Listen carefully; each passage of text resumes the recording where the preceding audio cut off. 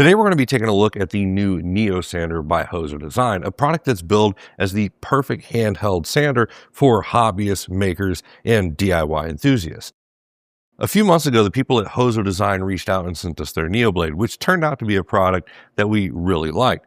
But let's see if they could do it again with the all-new NeoSander. Right away, we're going to talk about product packaging and presentation, because presentation is really important to us, and thankfully, they don't disappoint. Instantly, we can see that our packaging is exactly what we've come to expect from Hozo Design, everything thoughtfully in its place with a well laid out product presentation. And why do we care about this? Well, quite often our first signs of whether or not a product or company is going to be good is how much time they actually dedicate to the presentation of their product. And the design and packaging here is on par with what we expect from premium offerings from top name brands. Towards the top of our packaging, we have our docking station or our charger. This is going to be the main base for the NeoSander. Then we have the NeoSander itself, a really small and compact sander that you can store or realistically take anywhere you want. One of the first things you'll notice is because the way the dock or charger is designed, it has a Type-C that just interfaces directly into the bottom of the sander, which means you don't need to take the dock anywhere since it's just simply pass-through charging. Rather, you could take this and throw it in a bag and take a cable with you and have your sander anywhere you need on the go. Next, we have all the different trays for our different styles of sanding blocks. I really like this option because it allows us to get into different types of geometries for whatever we're working on. And what's really cool is we don't have to have all these sanding block trays out at a single time. We can mix and match or pick and choose which ones we want and then put the rest up. Personally, I think I'll have one or two sanding block trays out and then the rest neatly tacked away on a shelf somewhere. Now, a portable sander and custom sanding blocks aren't really much good without any sort of sandpaper. Luckily, Hozo Design has taken the time to design custom-fitted sandpaper that we could attach to our different sanding blocks. These sanding pads come in a variety of different grits, and luckily, they're extremely easy to use. All we need to do is peel off the section that matches the geometry of our sanding block and then press it on. Now, all we have to do is drop our sanding block into the NeoSander and rotate it to secure it into place. Now, we don't have it here with our kit, but since this is a reciprocating tool, there is an optional saw that you can attach to the NeoSander, all of which I'm sure all the details will be available on the website. Now that we know what we're looking at, let's go ahead and see how it works. If you spend some time 3D printing, you're going to find out that there are certain quality issues that aren't caused by problems with your slicer or 3D printer. Instead, they're just a side effect of the technology. So let's take a look at the worst case scenario. I went ahead and printed this part right here, which perfectly illustrates the problem with layer lines and stair steppings, especially when we're talking about curved objects. This part is fairly straightforward and easy to remedy. All we need to do is grab something like our big sander here and run it around the top surface because there's not a lot going on that would stop us from using our sander. The problem is curved geometry shows up everywhere, not just the obvious. So what happens when we print something more like this? Now keep in mind that these parts were printed in the worst possible scenario to really illustrate the quality issues with layer lines and stair stepping.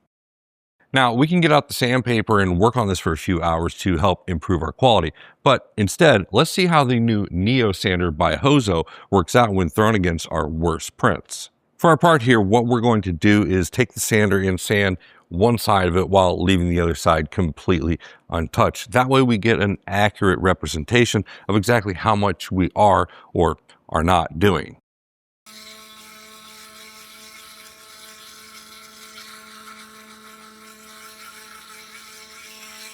It's important to mention that on first glance, it's easy to assume that this is simply just a toggle.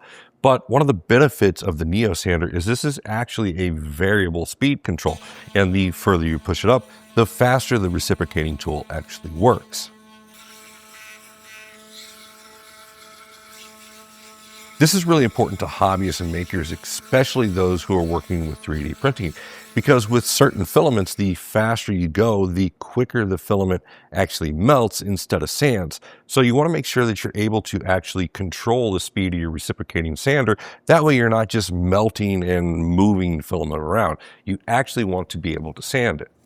So it's really important that you take the time to pay attention to the speed of the NeoSander instead of just pressing it on and hoping for the best, especially when you're dealing with something like PLA. One of the things I really love about the sander is you can tell that it's designed for exactly this purpose, with all the different ends that help us get into our geometry a little bit tighter than we would be able to with normal sanding or power tools.